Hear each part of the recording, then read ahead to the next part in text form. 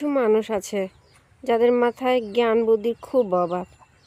তারা কথা নাই বার্তা নাই হুটহাট করে মানুষের বাসায় বেড়াতে চলে যায়, আবার যায় ঠিক দুপুরবেলা কারো বাসায় বেড়াতে যাওয়া ঠিক নয়, কারণ ওই সময় মেহমানরা গেলে যাদের বাসায় যাওয়া হয় তারা হয়তো দুপুরের খাবার খেয়ে ফেলে, আর নয়তো ঠিক ওই সময় খেতে বসে।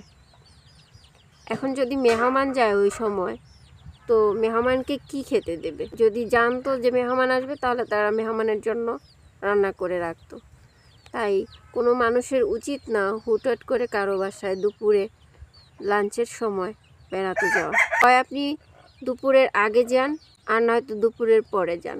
ঠিক দুপুরবেলা ওই মুহূর্তে কারো বাসায় গেলে যার বাসায় যাবেন সেও লজ্জা পাবে, আর যে যাবেন সেও লজ্জা পাবে। যদি ওই মুহূর্তে খাবার যদি না থাকে, খেয়ে ফেলা হয়, তো ওই মুহূর্তে মেহমানকে কি খেতে দিবে? তখন তো একটা লজ্জায় পড়তে হয় একজন মানুষকে। মেহমানদের এসব কার্যকলাপের কারণে আমি দিন দিন অতিষ্ঠ হয়ে যাচ্ছি।